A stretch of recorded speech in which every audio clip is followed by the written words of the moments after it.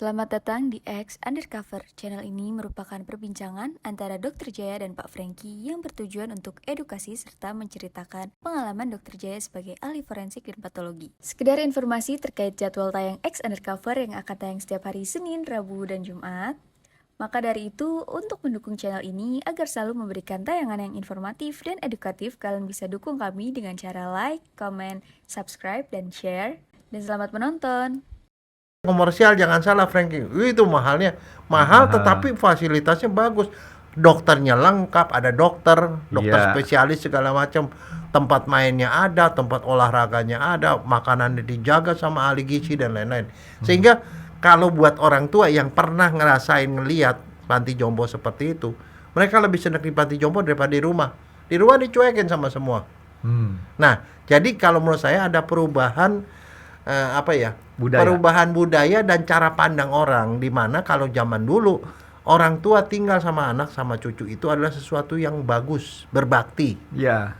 Kalau sekarang belum tentu Frankie, karena kalau orang tua dianggurin doang di rumah, dia nggak ada kegiatan, nggak lama aja dia akan jadi pikun Frankie. Pengalaman saya dengan teman-teman ya senior yang begitu pensiun di rumah nggak ada kerjaan, nggak dicapa sama cucu, nggak disapa sama anak, tidak punya hobi, nggak sampai 5 tahun ketemu dia udah jadi benar-benar pikun Frankie. Udah tua ya. Pikun. Tahu nggak apa cirinya orang pikun? Ya. Kita tahu dia mulai pikun. Nanya nama, Dok. Nanya nama, habis itu tanya nama lagi, tanya lagi, pertanyaannya berulang. Satu, inget yang lalu-lalu, yang sekarang dia kagak inget. Oh gitu. Jadi kalau bisa, wah dulu waktu saya masih muda begini, saya udah makan belum ya? Udah baru makan dia nanya lagi. Untung dia nggak langsung nyerang ya. Saya ajakin ngomong baik-baik. Akhirnya ya oke. Tapi maksudnya saya itu untuk punya keberanian seperti itu. Tapi guru saya sekarang udah profesor. Digedor seperti itu, ya. Dia buka, dia masuk, langsung dia dibaringin. Bajunya dibuka, dibaringkan di kamar, di meja otopsi, mau diotopsi sama. Padahal dia bukan dokter forensik tuh ya. Nah, beraninya lagi ya. Enggak, saya cuma ngomong ditutup itu karena itu kamar operasi. Dan kita nggak mau diganggu pada waktu kita jadi kerja. Jadi ruang otopsi itu termasuk bagian daripada sama dengan ruang operasi gitu, Dok. Iya. Oke, Dok. Ini seperti biasa, Dok. Kita bacain dulu nih. Ada pertanyaan dari yang komen kita ini. Itu masalah di dalam nutrition fact, kan sekarang tuh di Indonesia barang-barang makanan jadi olahan tuh di packagingnya itu ada nutrition fact. Nah itu mana yang diperlukan antara sugarnya dan dia punya karbo, bahayanya yang mana yang harus dihilangin, itu satu, Dok. Kedua, ada pertanyaan yang cukup menggelitik buat saya. Kan makanan itu ditaruhnya di lambung terus kemudian ke usus. Ada pertanyaan itu, usus atau lambung itu bisa busuk apa enggak? Gitu, Dok. Ya, oke. Itu menarik ya. Yang pertama gini, kalau buat orang diabetes kalau dia mau minum atau makan makanan tertentu, itu kalau dia makanan kemasan, dia memang harus lihat dua-duanya, sugar dan karbohidrat.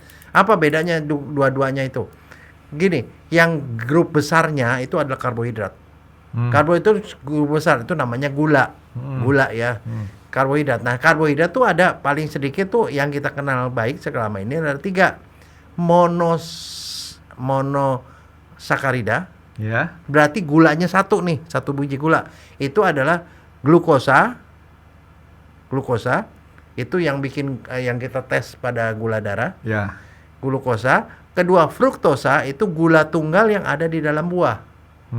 Yang satu lagi galaktosa, itu gula yang terdapat di dalam susu. Itu gula 1 biji. Nah, kalau gula 2 biji itu berkumpul jadi 1 namanya disakarida. Nah, disakarida itu antara lain laktosa namanya. Laktosa itu adalah gula pada susu. Isinya itu laktosa. Kalau gula pada gula pasir itu namanya sukrosa atau gula. Bahasa Inggrisnya sugar. Nah, kalau ada sugar itu adalah disakarida. Kalau dipecah jadi gula. Nah, itu seperti itu. Nah, kemudian apalagi? ada polisakarida. Polisakarida namanya pati. Pati itu misalnya kita makan singkong, makan jagung, makan beras, makan nasi gitu. Nah, itu polisakarida. Jadi gulanya banyak. Jadi kalau ada sugar sama itu, sugar itu adalah disakarida, gula 2. Kalau karbohidrat keseluruhannya, gula 1, gula 2 atau gula yang poli itu semua jadi karbohidrat. Nah, sekarang ngeliatnya gimana? Lihatnya begini. Kalau kita adalah orang yang diabetes, be careful dengan sugar. Lihat sugarnya itu tidak boleh lebih dari 10. Lebih rendah lebih bagus karena itu adalah disakarida 100% jadi gula, jadi glukosa. Jadi kita lihat biasanya kalau saya sih patokannya ya di bawah 10, tapi kalau lebih baik kalau di bawah 5 kalau di diabetes. Nah, terus kalau karbohidrat itu ada gula keseluruhan yang walaupun tidak manis itu adalah bisa jadi gula juga nanti karena itu gula banyak kan. Dia berubah, misalnya contoh kita makan singkong, makan beras itu gula, tapi belum tentu manis rasanya kan. Beras kan nggak manis, singkong juga nggak manis, tapi karbohidrat. Nah, kalau karbohidrat kita lihat persennya. Persennya kalau orang diabetes itu mestinya yang di bawah 10%. Oke, dari jawaban dokter nih ada pertanyaan dulu buat saya nih, Dok. Tadi dokter sebutin ada monosakarida, disakarida, dan polisakarida. Iya. Itu tiga-tiganya yang paling berbahaya yang mana, Dok? Semuanya berbahaya karena akan jadi glukosa. Jadi Oke. monosakarida, dan glukosa itulah yang meningkatkan gula kita. Jadi makin banyak si sakaridanya ini makin bahaya gitu, Dok ya? Iya. Karena awalnya dari si monosakarida tadi. Terus tadi dokter bilang antara 5, di bawah 5 atau di bawah 10 itu persentasenya, Dok ya? 5%, 10%. Kalau karbohidrat dibilang berapa persen? Ya. Kalau untuk diabetes Iya. lebih baik beli yang di bawah 10 atau di bawah 5 lebih bagus. Kalau gula, sugar atau sukrosa, nama lainnya sukrosa, sugar, itu gula pasir, artinya disakarida. Itu biasanya kita nggak boleh lebih dari 10. Nah, kalau di atas udah belasan, orang diabetes jangan minum. Kalau di bawah 5 lebih bagus. Jadi pokoknya prinsipnya lebih rendah lebih bagus. Nah, oke. Jadi pokoknya kurangin gula. Ya. Gitu, Dok ya. Sumbernya dari mana terserah, tapi yang jelas kita gunakan. Jadi mesti dilihat dua-duanya ya. Baliknya saya lihat sugarnya dilihat, karbohidratnya dilihat. Dua-duanya dilihat. Iya. Oke. Berarti masih pakai apa Kalau namanya? sugar itu pakai gram, berapa gram. Sugarnya pakai gram. Nah, tapi kalau karbohidrat persen biasanya. Oh, oke. Nah, jangan sampai ketukar. Soalnya begini, bisa aja sugarnya 0, Ya. karbohidratnya persennya gede. Sama Artinya aja. sama aja. Hasilnya bohong. nanti jadi sugar Gula juga. juga, iya. Oke, Dok, yang satu lagi, Dok. Nah, Usus. busuk. Nah. Nah, ini satu yang menarik karena kenapa? Semua makanan yang kita itu hebatnya badan kita. Iya. Tuhan menciptakan badan kita makan apapun keluarnya bentuknya jadi sama, Frankie. Iya. Karena di situ Tuhan kasih bakteri pembusukan. Pembusukan ada di usus besar. Usus besar melingkar di sini. Nah, sekarang kalau pertanyaannya usus bisa busuk nggak? Bisa. Prinsipnya dia itu anti pembusukan. Artinya ada bakteri pembusukan pun bakteri itu tidak bisa ngancurin dia. Usus bisa busuk kalau ususnya kepencet. Karena tumor atau karena kejepit atau karena dia lumpuh, dia kepencet, itu dia bisa busuk. Maka kalau dia busuk harus dioperasi. Oh, bukan karena kontraksi usus, Dok ya? Bukan. Jadi bukan kumannya yang membuat usus busuk, tetapi usus busuk karena kepencet, darah nggak bisa masuk ke daerah situ. Oke. Dia akhirnya jadi busuk. Sama seperti daun yang menjadi kering dan tiba-tiba dia jatuh seperti itu. Oke, jadi busuk itu bukan karena sifat dasar si usus sendiri, tapi karena memang ada hal lain yang menyebabkan kepencet. dia Nah, busuk. kepencet salah satu yang paling sering itu adalah hernia. Nanti mungkin kita akan bicarakan khusus. Hernia itu usus kejeblos masuk ke satu lubang yang sempit, dia kegencet di situ, dia jadi busuk. Saya sering ketukar tuh kalau hernia, Dok, tapi nanti aja deh. Oke. Oke. Dok, hari ini kita bahas ini, Dok. Sekarang ini kan gaya hidup masyarakat kota berubah, Dok. Dimana sekarang ini orang-orang yang sudah mempunyai anak dan anaknya sudah berkeluarga itu tidak selalu tinggal sendiri, Dok. Ya.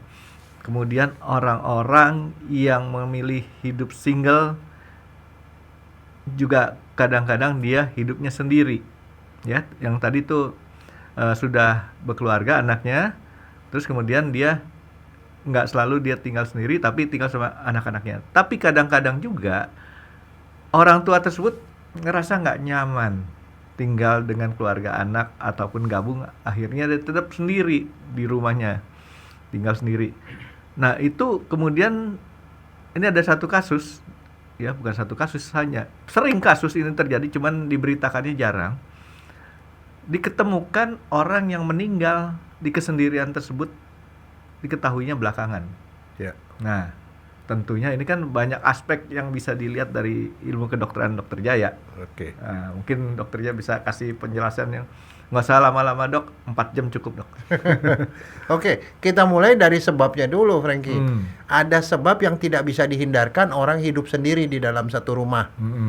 Misalnya contoh, dia punya anak, kemudian anaknya kawin. Kan anak itu kawin kan mestinya dia akan keluar kan, Ya. dia membentuk rumah tangga baru, dia akhirnya tinggal sendiri. Kalau dia masih punya pasangan, oke. Iya dong, kadang-kadang pasangannya udah meninggal, Betul. anak-anaknya sudah pergi, akhirnya dia sendiri. Itu satu, terpaksa kondisi. Yang kedua, yang keterpaksanya lagi adalah karena dia tidak kawin. Dia sendiri kan. Oke, itu satu. Yang kedua adalah dia sendiri karena tadi Frankie udah ngomong, dia tidak cocok dengan anak dan keluarganya lah, pokoknya nggak cocok. Karena kenapa? Jadi tadi Frankie bilang yang nggak cocok tuh siapa? Sebenarnya ada dua kan. Bisa anaknya nggak cocok sama orang tuanya karena orang tuanya terlalu cerewet. Bisa kan seperti itu, ditinggal sama anaknya karena dia terlalu cerewet. Atau orang tuanya yang cerewet, atau anaknya yang toksik. Orang tuanya bilang, daripada gua tinggal sama anak gua, mendingan gua sendiri aja deh. Ya seperti itu. Jadi itu situasi itu. Tapi juga bisa juga karena faktor dianya sendiri. Saya pernah ada banyak sekali ya teman-teman saya kan udah banyak yang sudah pensiun ya. Dia tinggal sama anak cucu. Ternyata di rumah itu walaupun banyak anggotanya tetapi tidak menutup kemungkinan ternyata dia sendiri. Kenapa? Anaknya pergi pagi-pagi, pulang malam. Dia tidak ada komunikasi sama anak. Sama cucu cuma kek udah masuk kamar. Sama cucu pun tidak ada komunikasi. Cucu ngomong apa, kakeknya nggak ngerti, kakeknya ngomong, cucunya kagak ngerti. Nah, yang itu juga lebih sering terjadi, Frankie. Dia nggak sendiri, tetapi kenyataan dia sendiri. Makanya pada kondisi gitu, kadang-kadang dia bilang, daripada gua begini, mendingan gua di panti jompo, dia bilang. Karena di panti jompo ada teman, ada aktivitas, dan segala macam. Tapi saya mempelajari gini dok, kejadian tersebut justru terjadi pada orang-orang yang keluarganya bukan keluarga 6P. Apa tuh, P? 6P dok. 6P. Pulang pagi, pergi pagi, pulang petang, penghasilan pas-pasan 7P, sorry dok. Itu yang penghasilan pas-pasan itu biasanya lebih hangat dok. Nah yang tadi yang kita bahas Dokter Jaya tadi tuh, yang justru yang penghasilannya lebih daripada sekedar pas-pasan. Nah, saya sih bilang begini ke teman-teman saya ya. Kalau kita udah mulai sepuh, sudah mulai pensiun, kan Indonesia sayangnya 58, 60 tuh udah pensiun, padahal itu masih muda. Iya. Terlalu muda kalau menurut saya, karena di luar negeri itu lebih dari itu. Ya. Ya. Nah, kalau dia pensiun, bahkan kenyataan di Jepang nih ya, saya balik ke Jepang karena saya banyak tinggal di Jepang. Di Jepang itu, Bu, orang tua begitu dia pensiun, angka perceraian jadi tinggi, Frankie. Pada saat dia pensiun, Dia bercerai sama istrinya. Pada saat itu anaknya udah kawin dan segala macam. Udah punya cucu. Kenapa? saya punya kasus sama teman saya di Amerika. Pada waktu saya golf di Amerika, itu si Larry diledekin sama temannya. Larry person bangkrut. Kenapa? Karena dia cerai. Kalau di Amerika itu kan cerai itu artinya harta tuh habis kepada yang dituntut ya. Ternyata alasannya, waktu saya tanya, kenapa alasannya seperti itu? Kamu cerai udah umur sekian. Jawabannya simpel banget dok. Apa? Too long to live together, dia bilang. Nggak ada alasan yang jelas. Dia bilang karena sudah lama hidup bersama. Udah bosan. Udah bosan kali ya. Nah, Dokter Jaya, Jepang gimana tuh dok? Alasannya apa? Nah, kalau di Jepang begini, mereka itu prinsipnya kerja itu adalah kerja seumur hidup. Kerja seumur hidup. Iya, itu di Jepang prinsip. Jadi kalau orang yang pegawai yang baik adalah pegawai yang dari sejak paling rendah terus dia naik sampai dia pensiun, di perusahaan yang sama. Jadi bukan CV atau apa ya portofolio yang dipentingkan sama dia, tapi kesetiaan di perusahaan. Itu penting. Nah di perusahaan dari kecil sampai dia posisi tertinggi, dia jadi bos. Betul. Kerjanya orang Jepang, namanya orang Jepang itu irachi. Dia itu kerjanya keras setengah mati dan dia mau nunjukkan ke bosnya bahwa dia kerja keras sehingga dia bisa naik ke puncak. Nah, kalau sudah di puncak seperti itu, tiba-tiba dia pensiun, maka semuanya hilang. Dia balik ke rumah, jadilah bos di rumah. Padahal selama ini dia di rumah tuh tidak pernah hadir. Yang ngurusin anak adalah si ibu. Ya. Kalau di Jepang tuh normal, orang kawin, ibu tuh nggak boleh kerja. Ngurusin anak 100%. Begitu si bapak balik ke rumah, jadilah bos ada di rumah. Anak diomelin, istri diomelin segala. Dan disitulah kemudian mulai terjadi Ribut. masalah di situ. Biasanya cerai, kata dia, daripada lu pulang ke rumah mendingan lu kita cerai aja kita itu. Itu post-war syndrome, Dok. Oh, saya nggak tahu whatever namanya, tapi itu ke bawah sampai ke rumah. Nah, makanya tuh di sana di Jepang itu banyak sekali nenek-nenek itu yang tua. Kemudian cuma tinggal sendiri. Nah, mereka melampiaskannya dengan sesuatu yang barangkali kamu nggak kebayang mereka. Apa itu? Rawat kucing, rawat anjing. Kebanyakan kucing. Oh, kucing. Nah. Mereka piara kucing, memang ada yang piara anjing, dan satu lagi, mereka punya hobi hiking, Frankie. Hiking di Indonesia anak muda, di sana hiking tuh orang tua. Jadi saya sendiri terus terang selama saya kuliah di sana, kalau hari Sabtu Minggu saya hiking naik ke atas, kalah sama nenek-nenek, Frankie. Dia jalan dia cepet gitu, dia pakai topi gitu ya, keren, neneknya modis lah. Naik ke atas, gitu sembari bawa kucing. Siapa lagi aktivitasnya, Frankie? Ini aktivitas orang di sana. Dia bawa kanvas, Frankie. Kanvas? Kanvas sama pensil. Gambar. Kadang-kadang dia cat air atau cat minyak. Dia pergi kemana begitu ada pemandangan bagus, dia nongkrong, pasang stand, langsung melukis. Itu kegiatan mereka seperti itu. Nah, kalau yang kemudian bisa beradaptasi, suami istri naik hiking ke gunung. Nah, itu terjadi di sana. Kalau dia harmonis, aman. Ya. Begitu dia nggak harmonis, pisah, hidup sendiri-sendiri nih, Dok. Ya. Nah, seperti itu. Nah, sekarang makanya saya bilang, kadang-kadang orang yang tinggal sama keluarga besar sekalipun ada anak, ada cucu, itu belum tentu dia nggak kesepian, Frankie. Nah, bersyukurlah orang-orang yang pensiun tapi punya hobi. Makanya saya selalu ngomong sama orang, kamu punya hobi nggak? Kamu punya hobi? Cari hobi. Supaya pada waktu nanti udah pensiun, di mana kita sendiri, kadang-kadang nggak usah jauh ya, nggak usah ke cucu deh. Ke anak aja kita ngobrol belum tentu nyambung, Frankie. Ngerasain nggak? Kita omongannya tuh levelnya beda sama anak, apalagi ke cucu. Iya. Jadi nggak ada topik yang bisa diajakin ngomong sama anak sama cucu. Itu masalah. Nah, masalahnya di mana? Di komunikasi. Nah, itulah yang membuat saya, karena saya lihat banyak seperti itu, saya melakukan sesuatu yang orang lain tuh nggak biasa lakukan. Apa, Frankie? Apaan, Dok? Hah?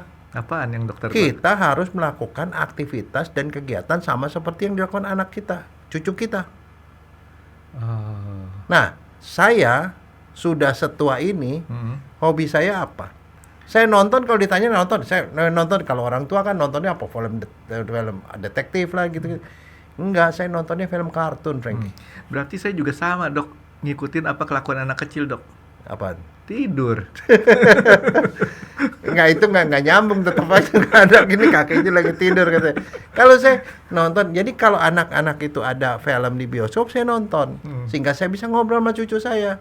Saya bisa tebak-tebakan sama dia. Misalnya contoh, film buat anak-anak. Misalnya contoh Harry Potter. Saya paling sering Harry Potter. Isi saya nggak suka. Tapi saya nonton Harry Potter, kenapa? Sama cucu saya bisa tebak-tebakan. Itu siapa tuh yang rambutnya putih begitu? Itu Dumbledore gitu loh, kayak gitu. Kita bisa ngobrol. Dan satu lagi, apa yang kita tahu kita bisa prinsipnya komunikasi sama anak. Apalagi yang bisa bikin nyambung? Binatang, Frankie. Kalau kita punya hobi binatang, semua anak suka binatang. Makanya anak saya kalau ketemu cucu saya bisa tebak-tebakan sama dia. Binatang apa yang laki-laki bisa beranak? Kuda laut. Kuda laut. Cucu saya tahu. Tapi cucu saya juga tahu. Dia tebakin saya terbalik.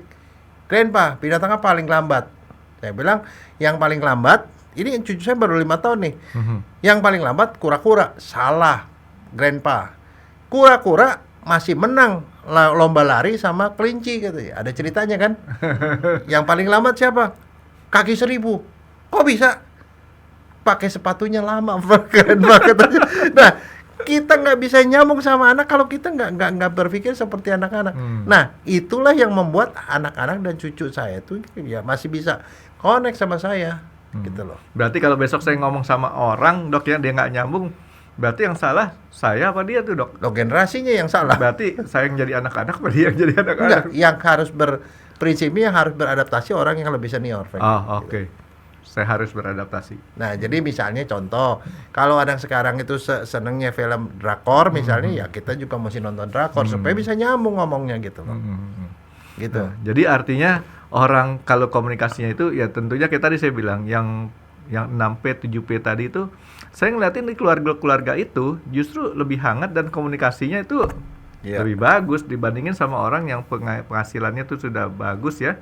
Malah komunikasinya nggak beres, itu hidupnya sendiri-sendiri. Apalagi sekarang ada satu benda, Dok, yang bisa menjauhkan orang yang dekat dan mendekatkan orang yang jauh, Dok. HP, Dok. Iya. Nggak, makanya itu ya kayak gitu itu harus ada aturan di rumah. Karena gini, di kedokteran tuh ada satu keprihatinan yang luar biasa, Frankie. Ada penyakit yang namanya penyakit keracunan gadget. Iya. Itu sampai ada rumah sakitnya loh, Frankie. Dan ada anak yang sempet tega-teganya menganiaya orang tuanya gara-gara dia main HP dilarang suruh stop. Dia marah dan kemudian dia itu. Dan itu membuat beberapa anak ya jadi seperti kayak orang otis gitu loh. Nggak mau komunikasi segala, makanya itu yang ujungnya cuma satu, disiplin dan konsisten. Jadi anak misalnya contoh pagi-pagi dibilang main HP cuma boleh 1 jam atau 2 jam. Mereka bisa lakukan, bisa, karena di sekolah itu dilakukan. HP dikumpulin sama gurunya, selama sekolah nggak ada HP. Itu bisa. Jadi anak dikasih jam-jam tertentu di mana mereka boleh pakai itu. Misalnya sebelum makan boleh pakai, tapi begitu makan mulai HP stop. Tapi nggak nanti disebutnya nggak sayang anak, Dok. Nggak ada urusannya, itu disiplin. Masa di mana-mana sudah ada pembagian. Nah, kalau itu nggak dilakukan, yang terjadi adalah gitu. Karena itu jadi penyakit baru, Frankie, yang adalah bahasan di psikiatri. Ya, saya ada dengar itu, Dok, penyakit itu, Dok. Ya. Problemnya 2 kayak tadi. Pertama disebut nggak sayang anak, ya kan? Yang kedua problemnya orang tuanya tuh nggak mau pusing ngurusin anak, jadi supaya anaknya diam dikasih HP. Ya. Itu Gitu, nggak mau pusing, itu namanya ibu pemalas. Karena saya ada satu yang buat saya menarik, itu ada gambar ya. Ini gambar nih. Ini bukan bermasuk rasis, tapi memang gambarnya gitu. Ada ibu-ibu tua itu jadi dia tua gede gitu ya, ibu-ibunya punya kantong, dia pakai baju gede, punya kantong, anaknya ada di dalam kantong. Dianya sibuk ngeliat HP gitu loh. Iya, kantong kanguru, Dok. Kadang-kadang ibu-ibu taruh anaknya di depan, dia main HP. Ya, nah itu jadi disiplin harus dari orang tua, dan kemudian orang tua juga harus mendisiplinkan anak gitu seperti. Nah, sekarang kita kembali ke topik. Orang tinggal di rumah sendiri. Nah, yang sering kejadian nih dari aspek forensik ya. Orang tinggal sendiri di rumah, orang itu dia tetap nggak kontak sama orang. Itu sesuatu yang kalau menurut saya nggak benar. Karena nggak kontak sama orang artinya dia tidak menjadi member dari komunitas. Kalau orang sudah pensiun, tinggal sendiri, apalagi dia harus kenal sama tetangga kanan kiri. Kalau perlu dia harus menenangga, kalau bahasa Betawi bilang. Pergi ke sebelah ngobrol sama sebelah, kan juga sama pensiunan, kan ngobrol nyambung dong. Kalau bapak saya dulu waktu zaman saya itu tahun 70-an ya. Begitu itu ya rutinitasnya kalau sore-sore pergi ke tetangga ngode. Ngode itu koran pos kota tuh ada kartun, dia ngode, dia diskusi kode whatever lah, mereka lakukan apapun. Ada yang ngopi-ngopi, main catur itu, tapi artinya dia harus connect dengan sekitar. Karena kalau di connect sama sekitar dia tidak ada, udah pasti di notice sama orang. Itu satu. Yang kedua, keluarga yang punya orang tua tinggal sendirian di rumah harus rajin-rajin kontak. Nggak usah datengin, nggak apa-apa, tapi kontak every day, setiap saat. Misalnya pada jam yang sama, jam 7 malam misalnya, telepon, Papa, gimana kabarnya Pak? Makan apa ini? Cuman dengan satu kata-kata seperti itu aja, yang nggak makan 5 menit ya, itu kita tahu bahwa dia it's okay. Kalau nggak ada apa-apa kan dia bilang papa lagi nggak enak badan. Nah itu bisa diketahuan. Sehingga kejadian bahwa orang nggak ketahuan itu tidak akan terjadi. Biasanya sih orang tua sakit nggak sakit bilangnya sehat selalu, Dok. Ya Jarang dia komplain tapi kan. kalau di kontak pasti dia cerita Iya. curhat. Nah yang jadi susah adalah masalahnya orang sekarang sosialisasi itu suka jarang. Sama tetangga sebelah aja nggak kenal nama, nggak pernah ngobrol. Itu jadi masalah satu. Persis banget tuh, Dok. Kedua, tinggal di rumah yang namanya seperti apartemen. Hmm. Begitu masuk rumah dikunci rumah. Dia nggak berkurung di dalam aja, cuman kerjanya nonton sinetron doang. Nah makanya kalau menurut saya itu yang harus diperbaiki. Artinya dia mestinya sih jangan ngurung di kamar. Sekali-sekali kan di setiap di apartemen juga ada public place kan. Public space, ya. Ya dia nonton lah bareng-bareng sama orang, ngobrol-ngobrol, jadi sosialisasi lah.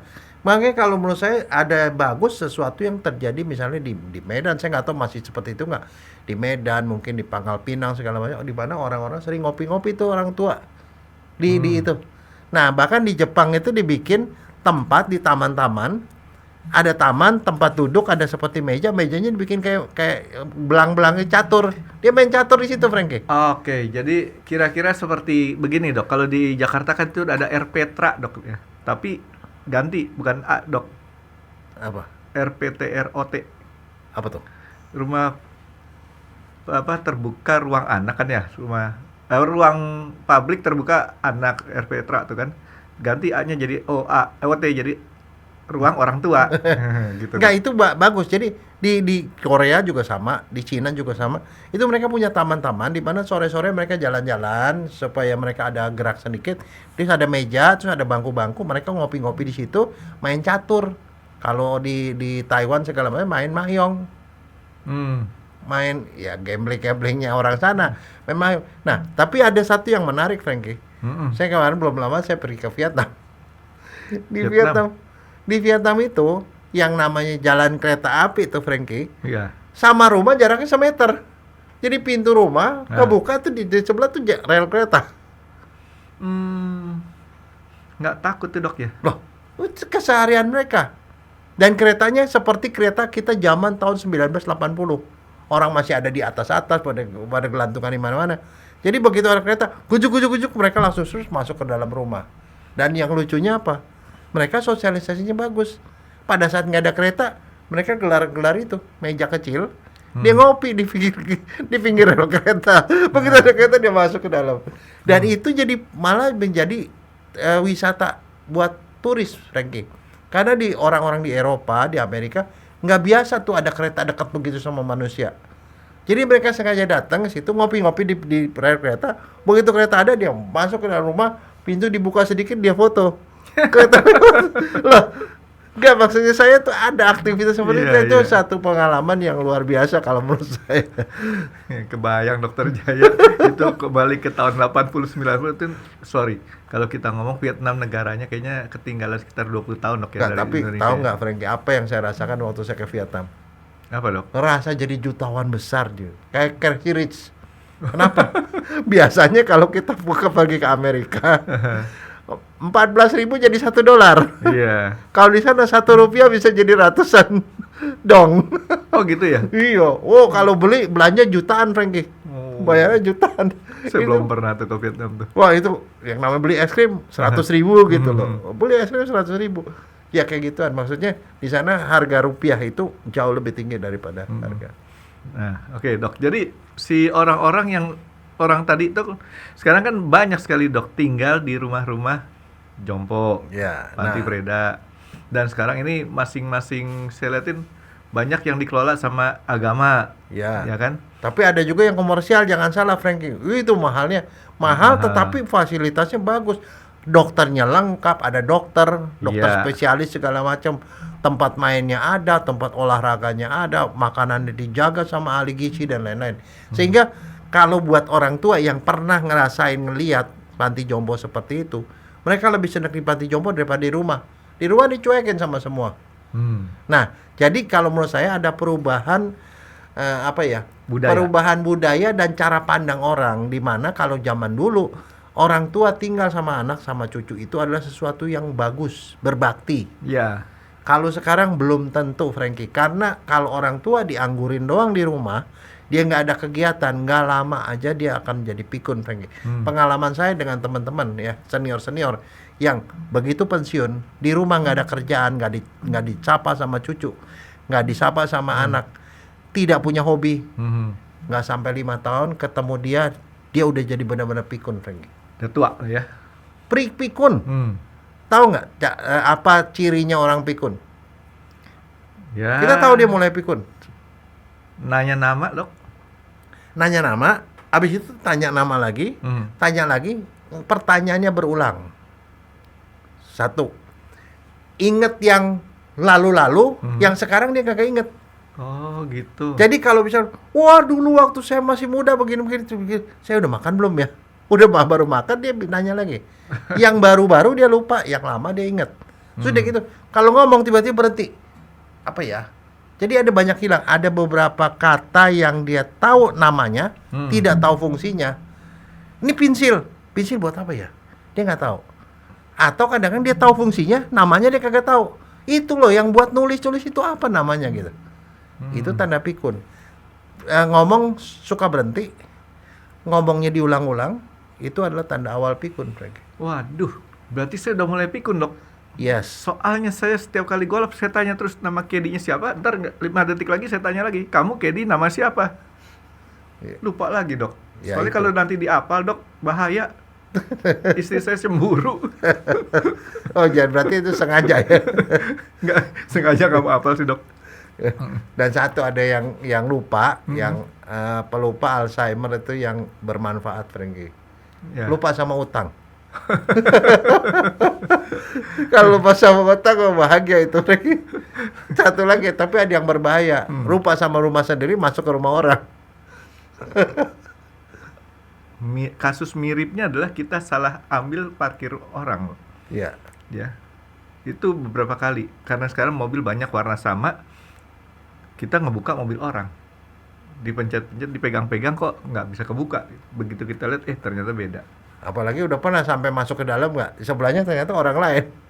Itu kejadian, Dok, sama saya, Dok. Orang main masuk aja, terus ngeliatin saya. Maaf Pak, saya salah. Waduh.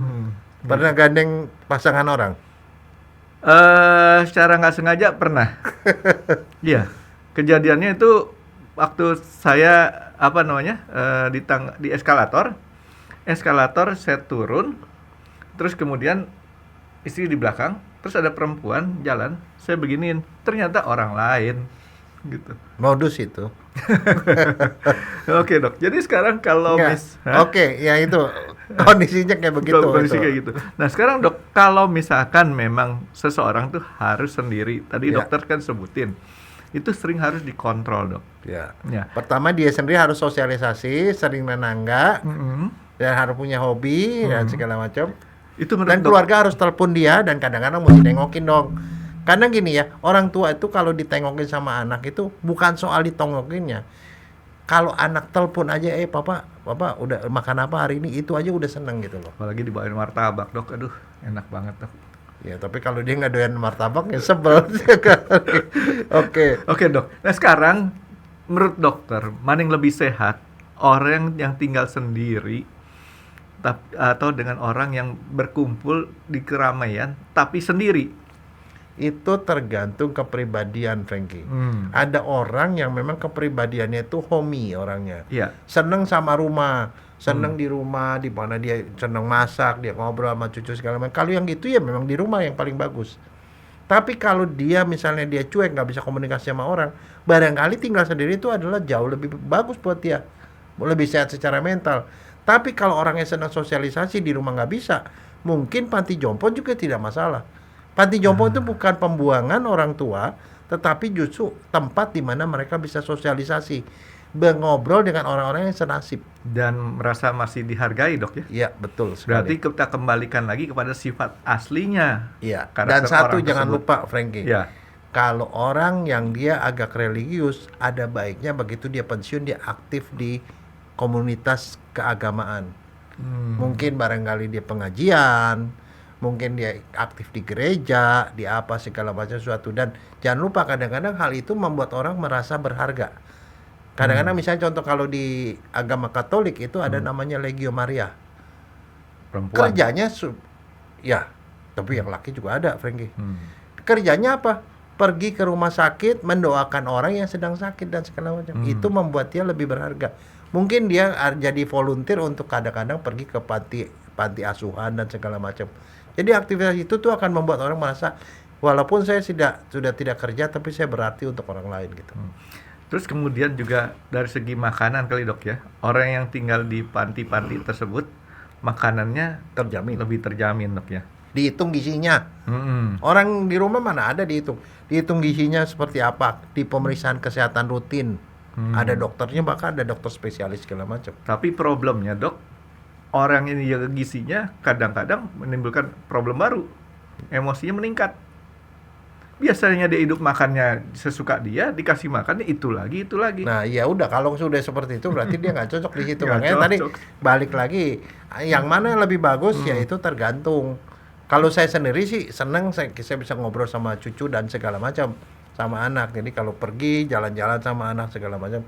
Nah, oke dok. Nah itu kan dokter pernah nggak dok ada kasus yang dokter tanganin, kemudian ada satu kejadian misalkan orang yang tinggal sendiri meninggal tanpa diketahui. Itu banyak kejadiannya, Frankie. Sering dok ya? Saya bilang bukannya itu banyak karena kenapa ini saya nggak tahu karena saya juga kerjanya di Departemen Forensik di Jakarta yang penduduknya aja nggak kebayang, Frankie. Saya ketemu sama teman di luar negeri, berapa penduduk di tempat kamu? 500.000 itu satu RT doang. Saya bilang di berapa di Jakarta? Saya bilang di Jakarta penduduk tergantung kamu mau siang apa malam. Kalau siang 20 juta saya bilang. Iya, Kalau malam 12 juta saya bilang. Iya sih. Jadi dalam kondisi seperti itu mereka pergi pagi pulang malam, kadang-kadang pulang kerja dia kemana-mana dulu baru malam, jadi nggak kenal tetangga. Yang namanya juga sesama tetangga nggak pernah ngumpul, nggak pernah apa. Jadi zaman saya dulu masih ada namanya siskamling tuh, kalau pas lagi nggak aman kan siskamling jadi kenal tetangga. Mereka nggak kenal, jadi seringkali ketemunya apa? Setelah 3 hari meninggal baru ketemu. Ketemunya juga gara-gara tetangganya kecium bau. Ini ada bangkai tikus dari mana? Kata dicari-cari tikus kagak ada. Tapi dari rumah itu. Mulai baru mereka curiga karena lalat. Yang ngumpul lalat hijau, Frankie. Lalat itu kan yang coklat itu, Musca domestica. Ini kalau lalat hijau itu sarkofaga namanya. Wah, itu lalatnya tuh lalat-lalat Emang mayat. bedanya apa dok? Hijau mengkilap. Kalau yang lalat biasa kan coklat Iya. kecil.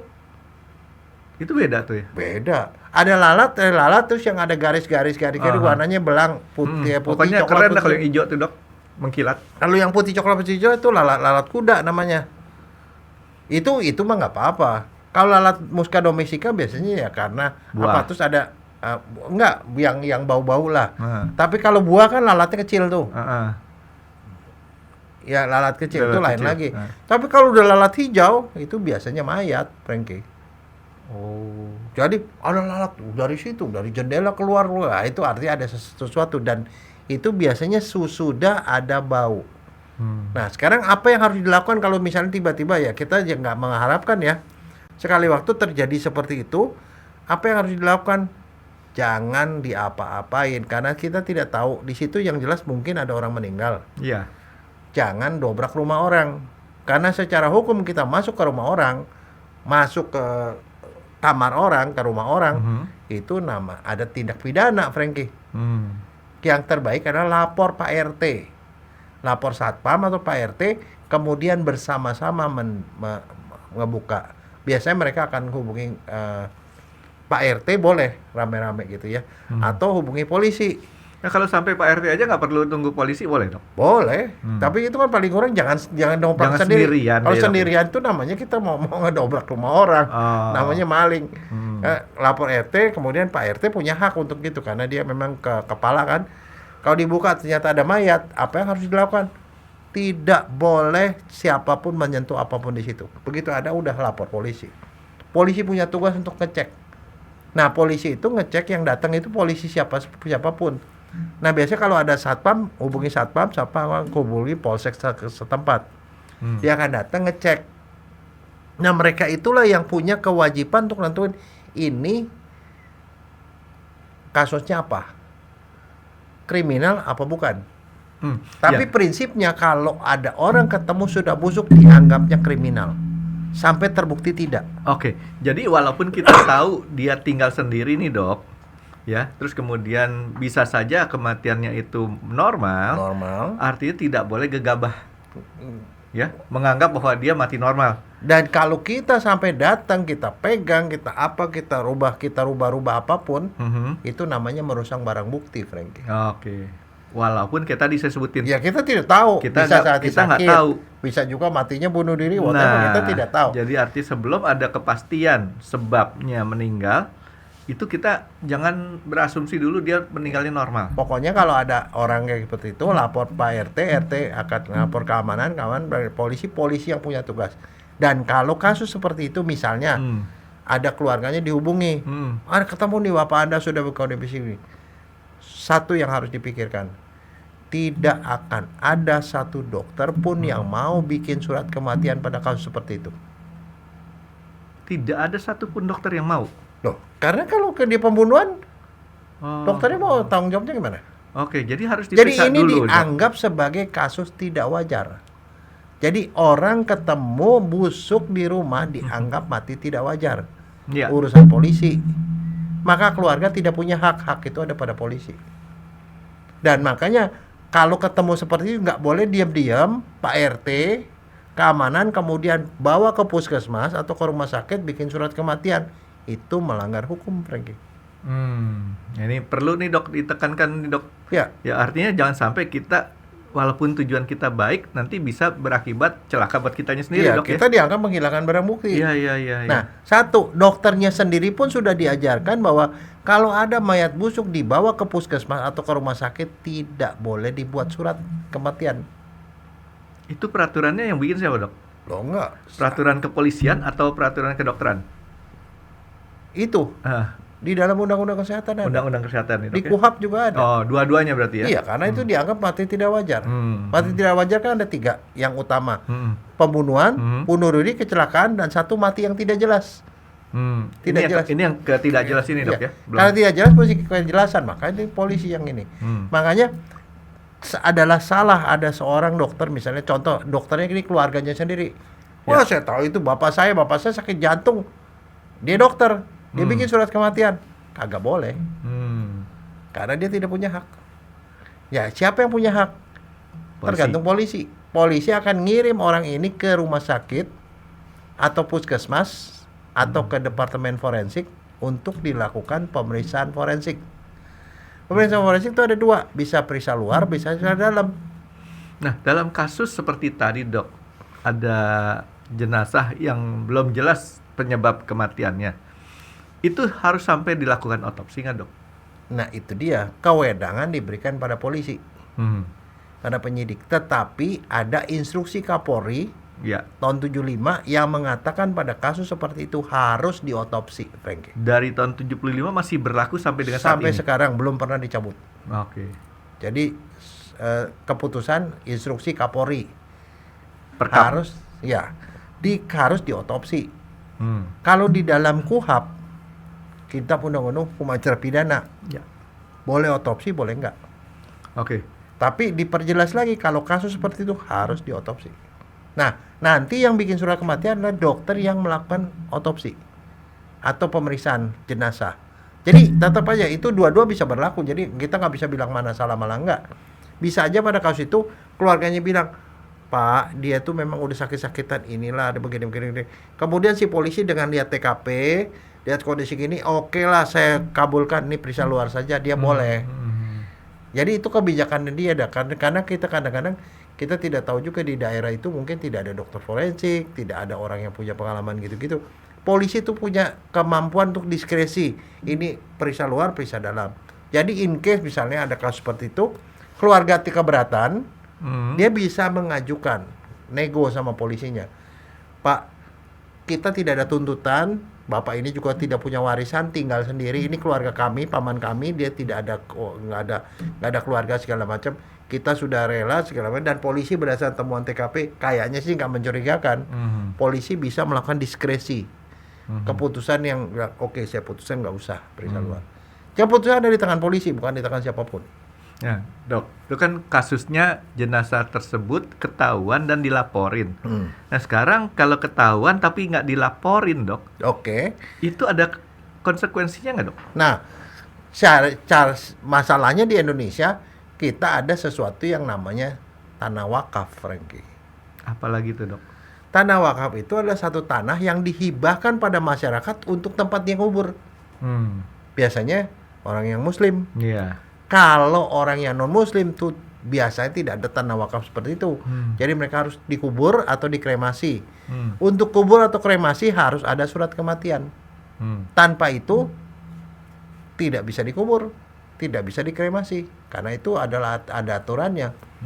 Kalau tanah wakaf in case seperti gitu, wah ini nih di kampung nih, gini-gini ada tanah wakaf, udah gitu langsung Pak RT tahu, Pak RW tahu, semua langsung dikubur aja. Ada resiko di belakang hari kalau kemudian ternyata dianggap itu tidak wajar, digali kubur, ekshumasi lagi. Orangnya yang susah juga sih, Dok. Kalau orangnya udah tahu, nggak ngasih tahu, Bisa di BAP. bisa di BAP. Termasuk seperti yang kasus di Cengkareng kemarin, Dok. Iya, Pak. Keluarganya, salah satu keluarganya meninggal, terus kemudian dia taruh saja di dalam kamarnya dan tidak dilaporin.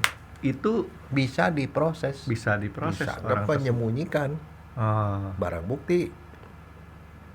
Ya dong. Karena jadi saya bilang cuma ada satu ya, keluarga yang sudah tahu ketemu keluarganya dalam kondisi busuk itu adalah kondisi tidak wajar. Hak utama ada pada polisi.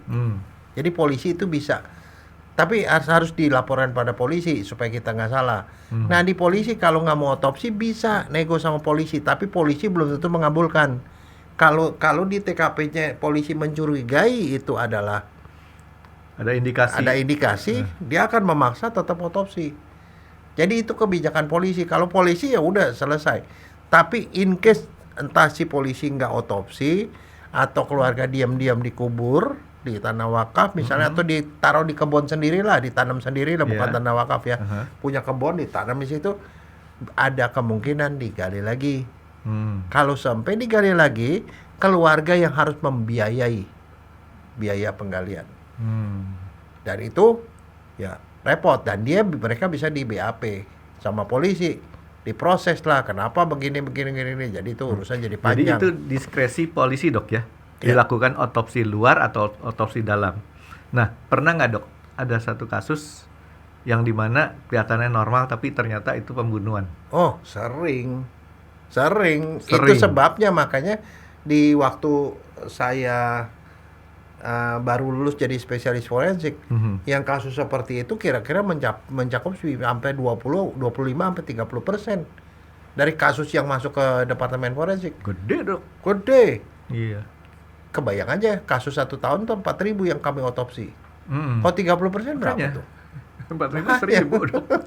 Jadi banyak, Frankie. Jadi yang begituan tuh baru clear kita bilang, oke, ini tidak ada apa-apa, udah selesai. Kalau dikubur mereka akan tenang di dalam. Dan satu, kalau kasus seperti itu, kalau tidak diotopsi tidak boleh dikremasi, Frankie. Kenapa? Ya, Kalau tidak diotopsi ya, atas izin polisi sekalipun. ya kalau nanti mau diselidikin kan nggak ada bisa dicek lagi. Tidak bisa diapa-apain. Itu sebabnya harus seperti itu. Jadi prosedur mestinya keluarga udah tidak ada bilang, wah enggak dia. Ya itu keputusan ada di tangan polisi. Dan terserah kalian nego sama polisi. Kalau polisi bilang enggak, ini tetap aja kriminal, dia tetap harus. Jadi kalau ada cium-cium bau-bau yang kriminal, polisi pasti akan berkeras untuk otopsi. Iya. Mungkin sampai otopsi dalam juga kali, Dok, ya. Mestinya kalau mengikuti instruksi Kapolri, kalau mau clear benar harus diperiksa dalam otopsi. Kenapa?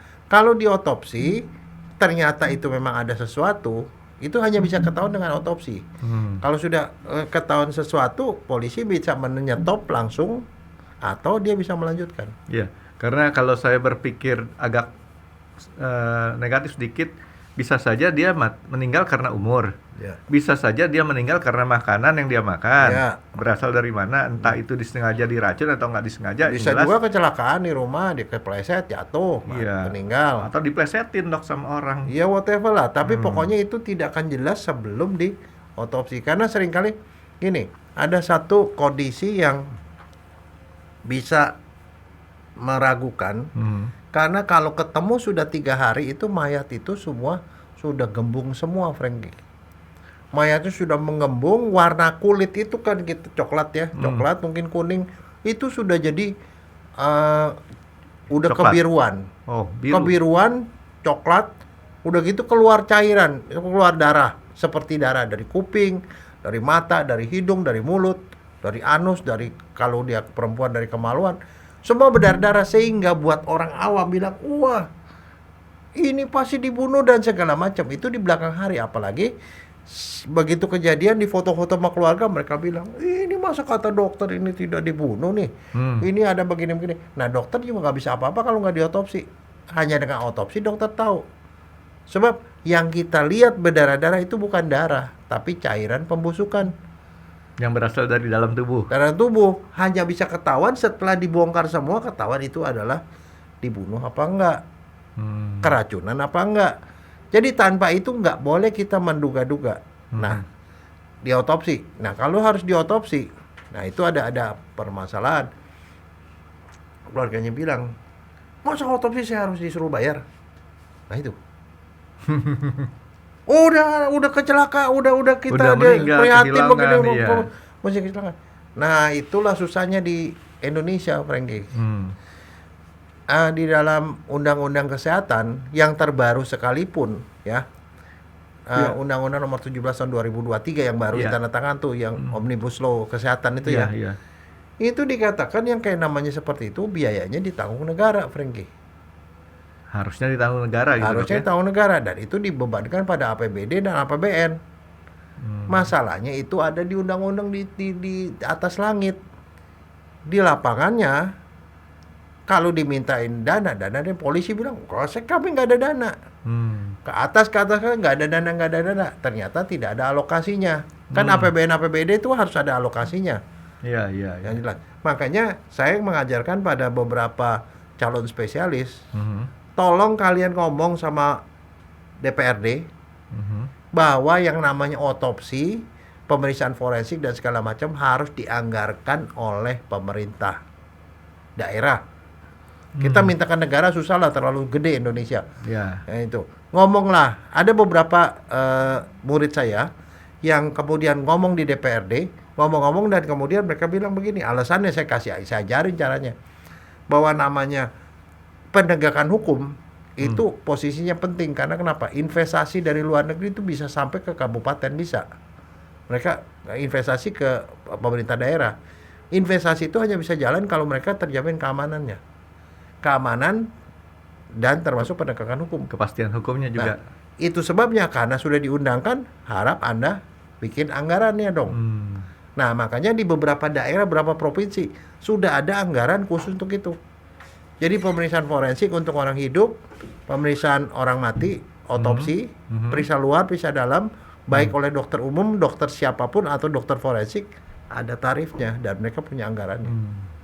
Nah itu terjadi, tapi sementara itu banyak daerah yang tidak punya. Kalau kita menunggu bahwa keluarga yang harus bayar, padahal keluarga tidak punya uang misalnya, ya kita mintanya ke keluarga. Tapi kalau keluarganya kagak bisa, ya kita bebaskan. Di RSCM seringkali kita membebaskan orang. Otopsi harus ada biayanya, karena kenapa? Ya, Di kan departemen forensik tetap aja ada teknisi kan, mantrinya yang bekerja. ya baju untuk otopsinya juga kan Iya, dibuang, pisaunya juga kan bisa tumpul dan segala macam, termasuk kertas untuk ngeprint visum. Itu semua ada biayanya, walaupun tapi sekarang sih kalau menurut saya kondisinya sudah jauh lebih bagus, karena kenapa? Di beberapa daerah tuh mereka sudah ada anggarannya, tapi in case tidak ada anggarannya, maka biayanya itu bisa dimintakan keluarga. Tapi kalau keluarga nggak mampu pun, mereka bisa minta supaya mereka dibebaskan. Jadi nggak ada tuh misalnya, tidak diotopsi karena keluarga tidak punya uang, nggak ada. Jadi sangat berbahaya jika seorang tinggal sendiri, terus kemudian dia meninggal, itu ternyata rentetannya panjang, Dok. Ya. Nah, tadi terus ada kecurigaan kan, ini keluar darah, wah saya lihat sendiri ada fotonya keluar darah dari hidung, itu dibunuh, cari pembunuhnya. Lah, kita nggak bisa ngomong, yang bisa ngomong tuh cuma dokter forensik yang melakukan otopsi. Ingat ya, dokter forensik tidak otopsi pun tidak bisa ngomong apapun. Jadi dokter itu yang ngomong. Dan sekarang masalahnya keluarga kan namanya kadang-kadang namanya curigation kan ada. Ya, dan dia tidak mempunyai pengetahuan seperti dokter forensik kan. Nah, jadi saya pernah dengar ada orang yang komplain waktu otopsi katanya kami dipaksa untuk otopsi. Nah setelah otopsi kami mau hadir ke dalam ruang otopsi, kagak dikasih, malah pintunya dikunci. Wah, dia ngoceh-ngoceh. Nah sekarang pertanyaannya, menurut Frankie kira-kira boleh nggak sih keluarga sih ikut lihat otopsi? Karena dia udah curiga nih, ada keluar darah-darah sekarang, boleh nggak ikut di dalam? ini pendapat pribadi saya, Dok, ya. Pendapat pribadi saya, bukan artinya saya tahu. Ini artinya kalau seperti itu mestinya keluarga punya hak, karena dia kan istilahnya anggota keluarganya. Tapi masalahnya apakah keluarga tersebut bisa ngelihat Tahan, atau tidak? bukan bisa. Tahan ngelihat apa enggak gitu kan ya. Nah, kalau tahan ngelihat enggaknya, apakah boleh diwakilin? Iya. Gitu, Dok. Oke. Nah, sekarang begini. Itu juga sama, misalnya contoh ya. Ada orang mau dioperasi nih, dioperasi perutnya. Ya. Oh, dioperasi perut kan. Wah, gitu-gitu. Pertanyaannya keluarga kan punya hak. Itu kalau itu suami istri saya sendiri. Ya. Saya mau lihat. Boleh nggak? Pernah pengalaman nggak ke rumah sakit operasi? Saya mau lihat ke dalam. Jangankan operasi, Dok. Istri saya melahirkan aja saya nggak ada di tempat. Enggak, seandainya kamu kuat nih, tahan. Boleh nggak kamu masuk ke dalam ruang operasi? Jangan saya deh, Dok. Contohnya, Dok. Enggak, tapi kebayang nggak? Walaupun dia Harusnya kuat, boleh, Dok. tidak boleh. Nggak boleh. Nggak boleh. Kenapa? Ke ruang operasi. Ruang operasi itu kan ruang steril, Frankie. Iya. Kalau dia ke steril, kamu ada nih. Jangan kan ini kalau ada orang berbaring sini, kepala sini, ke ini situ. Di daerah sekitar kepala sini, itu daerah steril, Frankie. Ada daerah yang ini daerah steril, ini tidak steril. Dan itu kalau ada orang di dalam, kebayang nggak ada orang nonton terus baru dia dibatuk, wah, kuban situ padahal ususnya lagi kebuka. Oke. Membahayakan. Jadi dokter punya aturan. Jadi di kamar operasi aja nggak boleh. Nah oke. Boleh nggak kamu kan fotografer dari jarak jauh, saya mau rekam, dokumentasi. Boleh nggak? Pertanyaan saya. Operasi ini orang hidup dulu nih. Keperluannya untuk apa? Enggak, dokumentasi aja bahwa itu wah istri saya melahirkan begitu kesakitannya gitu, mau tahu gitu. Kalau saya pernah ngelihat kan kalau orang dioperasi, kan contoh sesar nih, Dok, kan pernah ada yang mendokumentasikannya juga. Ada. Ada. Tapi tahu nggak Berarti bahwa itu bisa dipakai untuk melakukan pemerasan? Apakah dia selalu jadi istri? Oh iya. Terus kemudian disebar-sebar segala macam. That's why itu sebenarnya itu adalah masuk di ruang private, Frankie.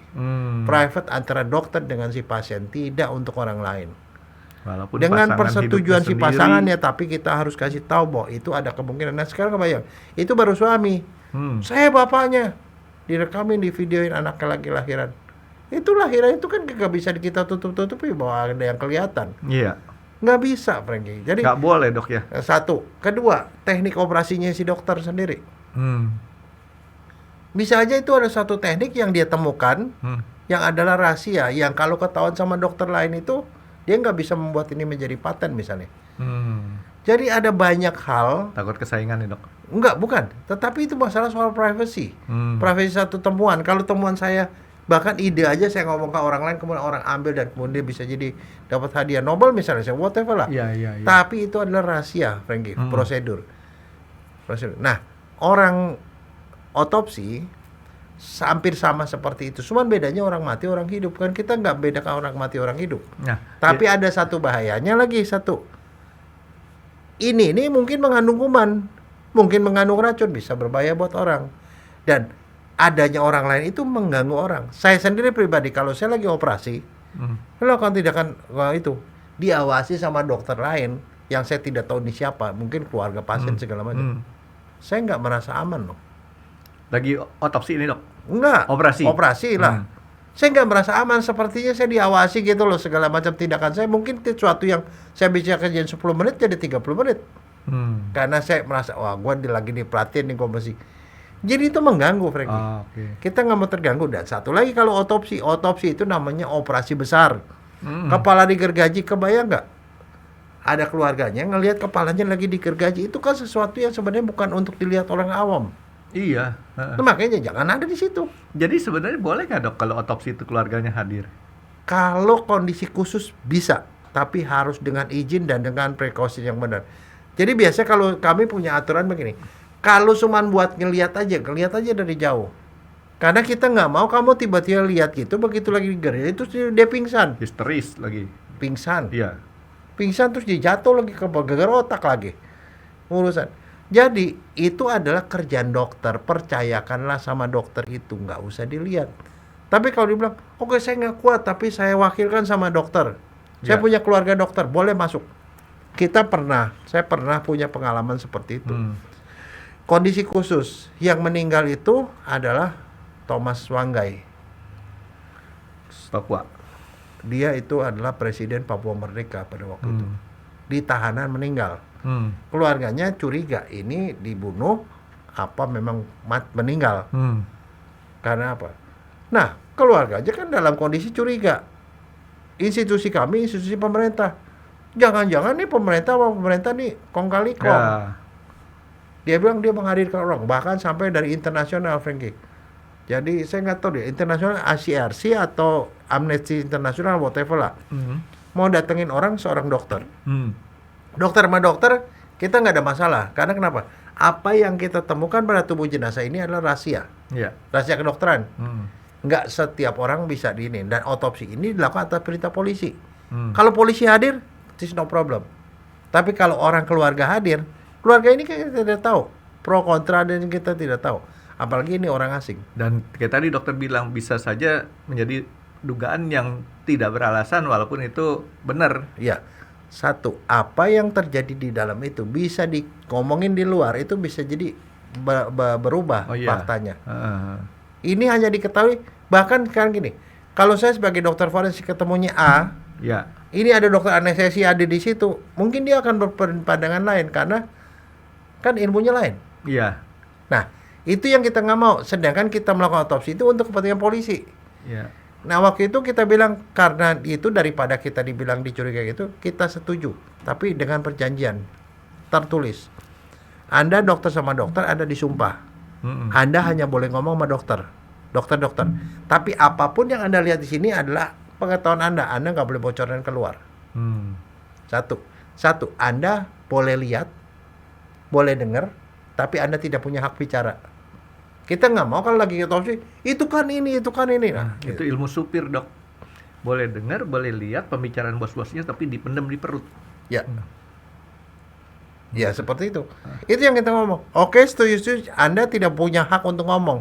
Yang ngomong itu adalah kami ini ahli. Walaupun dia sama-sama dia dokter forensik sekalipun, Anda tidak punya hak ngomong. Anda cuma boleh ngelihat.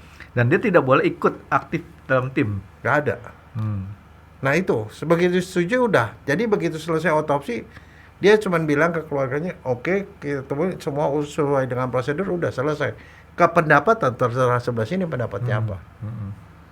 Jadi artinya apapun yang dia lihat ini tidak bisa dia pakai untuk menjadi kesaksian di pengadilan misalnya untuk ngomong sesuatu yang lain. Dia nggak punya hak untuk itu. Dia ada tapi dianggap dia nggak pernah ada gitu. Walaupun nanti ketemu satu hal-hal yang menurut dia tidak normal, tidak boleh diomongin, dok ya? Iya, dia boleh diskusi sama keluarga, tapi bukan dia yang ngomong. Dia sendiri situ udah terikat dengan perjanjian antara itu. Jadi itu seperti itu. Nah, sekarang perlu nggak kamar otopsi ditutup? Nah, perlu nggak, dok? Hah? Kalau saya pribadi, saya tanya harus ditutup. Kenapa? Ya jangan sampai salah yang dioperasinya, dok. Bukan. Saya udah pernah lagi periksa luar, belum periksa dalam nih, baru periksa luar. Gedor, ditutup. Yang terjadi habis begitu apa? Gedorannya kenceng, bukan gedor tok gitu, bukan. Blok. Yang orang marah lah, dok ya? Nah, mantri saya gede-gede badannya, jauh lebih gede dari saya, kabur. Kan dari getokannya ketahuan kalau itu orang emosi. Iya. Udah kabur. PPD saya, calon spesialis saya yang badannya gede-gede juga kabur semua. Kabur, Frankie. Tinggal saya sendiri. Saya nggak bisa kerja. Dok. Saya buka. Begitu saya buka, apa yang terjadi? Saya langsung ditunjuk. Dokter yang pakai kacamata. Kalau dokter otopsi adik saya otopsi dokter. Saya begituin. Kalau kamu jadi saya, kok kamu ngapain, Frankie? Untung dia nggak langsung nyerang ya. Saya ajakin ngomong baik-baik. Akhirnya ya oke. Tapi maksudnya saya itu untuk punya keberanian seperti itu. Tapi guru saya sekarang udah profesor. Digedor seperti itu, ya. Dia buka, dia masuk. Langsung dia dibaringin, bajunya dibuka, dibaringin di kamar di meja otopsi, mau diotopsi sama. Padahal dia bukan dokter forensik tuh ya. Nah, Berani-beraninya lagi ya. Enggak, saya cuma ngomong. Ditutup itu karena itu kamar operasi. Dan kita nggak mau diganggu pada waktu kita jadi kerja. ruang otopsi itu termasuk bagian daripada sama dengan ruang operasi gitu, Dok? Iya. Nah, itu sebabnya harus dikunci. Nah, sekarang kamu kebayang nggak? Ada orang lagi lahiran nih di kamar operasi. Istri seseorang lah. Tiba-tiba ada orang druk karena nggak dikunci, terus dia masuk, terus kemudian dilihat orang lagi lahiran. Salah masuk gitu, Dok? Boleh nggak? Ya nggak boleh lah, Dok. Ya, jadi kalau ditutup normal nggak? Ya normal. Dan nggak semua orang bisa masuk karena itu adalah private area. Iya. Paham, Dok, kalau gitu, Dok. Nah, Sekarang termasuk ngerekam. Boleh nggak ngerekam? Boleh nggak foto? Nggak boleh kalau menurut saya. Itu termasuk bagian dari rahasia kedokteran. Tadi argumentasi dokter jelas sekali bahwa seseorang itu kan nggak selamanya dia berpasangan dengan dia gitu, Dok, ya. Ya. Nah, itu kan bisa kemana-mana itu. Itu bisa buat blackmail, memeras dan segala macam. Saya punya foto kamu tuh lagi ngangkang, dia bilang dengan ada gini-gini. Lah, kan kita nggak tahu kan namanya operasi itu. Operasi semua kan kebuka. Yang jelas di sini yang saya cukup garis bawahi bahwa ruang otopsi adalah sama dengan ruang operasi. Ya, operasi. Yang satu ruang operasi untuk manusia hidup, satu lagi manusia yang sudah meninggal. Ya, orang meninggal pun tetap hakikatnya dia adalah manusia yang harus kita hormati. Jadi karena ruang operasi tidak boleh orang sembarangan masuk, ruang otopsi pun sama perlakuannya gitu, Dok. Makanya jangan heran kita pergi ke rumah sakit ada tulis dilarang melakukan video apa-apa segala macam foto. Karena kenapa? Itu bisa dipakai untuk dipelintir bahwa di sini terjadi begini. Nah, itu. Ke mall aja, yang public area aja begitu, Dok, ada nggak boleh bikin video. Ya walaupun kalau menurut saya macam. sih sebenarnya kalau orangnya pinter mah nggak usah gitu. Saya pernah dapetin itu kan kamera itu Spy berupa cam. pen begini kita datang gini. Iya dong. Pakai spy cam. Ya. Itu ya walaupun itu bisa tapi ya tapi kenyataannya walau nggak boleh kalau di mall sih mereka satpam nggak ada cepret kita selfie di situ nggak bisa dilarang juga, Frankie. Itu public area ya, bukan private area. Betul, itu makanya saya bilang mall kan public area, itu aja ada satu pembatasan tertentu gitu kan, nggak boleh. Kebayang nggak kamu kalau di UGD itu kan cuma plong-plong gitu, ada ranjang-ranjang, ya. Cuma sekatnya kan kalau dipasang lagi sekatnya. Ya kadang-kadang nggak dipasang gitu, ada foto, tuh besok keluarnya di media sosial lagi. Ada gini, wah cilaka itu, Frankie. Itu kena undang-undang tuh, Dok, ya sekarang ya. Iya. Gitu ya. Dok, ini penjelasan dokter, thank you banget untuk yang ininya. Tapi ada satu, sebenarnya banyak sih, Dok. Cuman satu dulu saya mau tanya sama dokter. Tadi kan dokter bilang sesosok jenazah itu mengeluarkan cairan pembusuk. Kenapa pada saat kita hidup tuh cairan pembusuknya nggak keluar, Dok? Oke. Itu balik ke pembusukan. Badan kita terdiri dari apa sih? Sebagian besar kan protein. Iya. Nah, protein itu komponennya apa? Nah, kamu pernah belajar kimia dong. Kamu dari MIPA kan? Iya. Nah, itu komponen dari protein apa? CHONSP. CHONSP. Ya. C sama H, C jadi CO2, ada gas. CH itu jadi metana. CN H2N plus 2. Itu metana. Jadi makan di situ ada alkana, butana, etana, segala macam. Kalau dibakar, nyala. Jangan lupa mayat busuk itu bisa nyala, Frankie. CH, N sama H jadi NH3. Kadang-kadang mayat berbau pusing. NH43OH kan? Itu amoniak pesing. N, S jadi H2S. Kadang-kadang mayat berbau kentut, bau seperti P jadi PH3 pospin. Pospin itu mayat busuk itu pospin. Pospin. S, P, CHON, SP udah. Ya, makanya saya ngapalin gampang. H-nya itu jadi H2O sama O. Consep gitu kan. Nah, makanya dia keluar cairan. Itu cairan pembusukan. Itu adalah gabungan dari peluruhan dari protein. Sekarang pertanyaannya kenapa dia harus meluruh? Iya, dan tidak meluruh pada saat dia hidup lagi. Iya, nggak mungkin. Karena begitu dia ada yang mati langsung diganti sama yang lain kan. Itu ada mekanisme kekebalan kita untuk makanan-makanan sel-sel mati. Nah, sekarang pertanyaannya, kalau itu terjadi, kenapa dia mayat tuh harus meluruh menjadi seperti begitu? Hukum alam, Dok. Supaya dunia ini tidak jadi kuburan, Frankie. Kebayang nggak, manusia itu isinya tuh 7 miliar, sekarang mungkin udah 8 miliar kali ya. Kalau dia mati kan semua satu persatu kan meninggal. Begitu mati, satu orang meninggal sekian, kalau volumenya tetap sekian, yang terjadi apa? Penuh, Dok. Penuh, makanya terjadi namanya daur ulang. Manusia dari komponen dari elemen unsur jadi senyawa jadi manusia setelah itu dia meluruh lagi, kemudian dia bisa berulang. Itu yang kita sebut sebagai rantai kehidupan kan, ya seperti itu. Supaya dunia tidak penuh dengan mayat, itu aja. Itu Tuhan yang atur. Nah, kita nggak bisa ngikutin Tuhan, Dok. Maksudnya nggak bisa menyamai Tuhan. Iya, jadi kalau kayak gitu-gitu, saya cuma bilang jangan salah sangka. Kalau mayat udah busuk gitu, tapi soal kualitas busuk itu ya, waduh, itu kadang-kadang luar biasa, Frank. Ketemu tiga hari ya, udah jenazah dibawa ke kamar otopsi. Itu radius bisa 500 meter, orang pada muntah-muntah. Bau, Dok ya? Baunya itu luar biasa dan lebih bau daripada, beda baunya dengan bau tikus. Walaupun kita pakai masker, Dok. Ya. Tapi jangan khawatir. Kenapa dokter bisa tahan? Ya itu yang dokter bilang. Sarafnya lumpuh langsung. Saraf nomor 1 lumpuh. Ya gitu. Jadi ya dokter bisa tahan. Karena kenapa? Dia udah masuk langsung nyebur. Tapi seorang dokter yang baru biasanya ya, koas baru nih, masuk gua bau, dia keluar. Tempat itu dia masuk lagi, makin bau, Frank. Mendingan kalau itu jebur aja sekalian di situ. Berarti nggak beruntung juga, Dok ya, saya, Dok ya, nggak jadi dokter. Ya. Ya enggak, tapi kalau begitu enak, Frankie. Habis otopsi begitu, ya kalau naik bus aman kita. Kalau naik bus, sekitar kita bersih, baswe kita steril. Kalau naik bus orangnya begitu, steril. Dok, kalau sama istri jalan, Dok, dibilang sana mandi bersih lagi. Enggak, tapi kalau ditambah klinik lain lah, Frankie. Gitu. Kayaknya nih kamu boroh deh, masih baunya ke bawah. Tapi kalau istrinya dokter forensik udah pasti tahu, lo habis otopsi ya katanya. Iya. Makanya kalau di kamar otopsi itu ya, kalau di luar negeri ya, bukan di sini, ada 2 kamar, Frankie. Kamar otopsi yang seger, yang busuk. Jadi kategori tadi orang meninggal di rumah 3 hari baru ketemu, masuknya ke ruang yang busuk. Kenapa? Itu bedanya di mana? Di exhaust-nya, Frankie.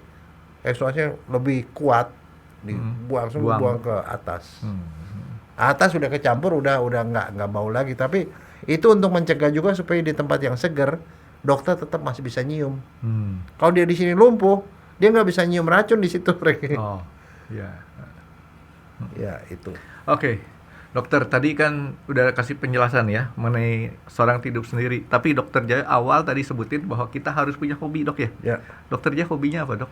Saya hobinya fotografi, melukis, dan piara binatang. Binatang. Dokter tahu hobi saya, Dok? Apa tuh? Tidur, Dok. Jadi, tidur mah bukan hobi, bukan hobi, Dok ya? Bukan, karena sekali waktu nanti pasti kamu sampai ke titik itu. Saya pikir itu karena harus punya hobi, saya tinggal melanjutkan hobi saya. Kalau kamu bilang hobinya mimpi, lain. Jadi tidur untuk mimpi, nah itu variasi. Tapi ada satu yang menarik dari temennya Dokter Jaya juga nih, Dok. Suatu hari ngobrol-ngobrol, kan usia-usia pensiun nih, ya kan? Dokter Gatot, Dok, inget gak ngobrolannya? Dia bilang, saya sudah mau pensiun, sekarang saya mau ngerjain hobi saya. Tahu hobinya apa, Dok? Apa? Praktek. Enggak, sebenarnya itu adalah gambaran gini. Ada dokter yang tidak punya hobi. Akhirnya jadi hobinya praktek. Jadi pekerjaannya apa? Jadi Pekerjaannya pengangguran, tapi hobinya praktek gitu ya. iya. Tapi ada ininya, berarti artinya dia udah nggak perlu uang lagi, ya praktek cuma supaya menyalurkan hobi gitu loh. Mungkin maksudnya begitu dok ya. Tadi saya pikir ya nggak kelar-kelar kalau gitu mah. Dokter kalau praktek ya kan itu pekerjaan gitu. Tapi begini ya, saya tuh sampai sekarang tuh terngiang-ngiang ya kejadian waktu saya di Rumah Sakit Tangerang, waktu koas. Kita punya konsulen itu adalah dosen, yang adalah dokter yang senior. Dia itu praktek sampai tua, sampai sedemikian rupa lagi praktek lagi nulis resep tiba-tiba ambruk, bruk, meninggal serangan jantung di praktek di depan pasiennya. Praktek di depan pasiennya. Dan ternyata kejadian seperti itu sering terjadi pada dokter.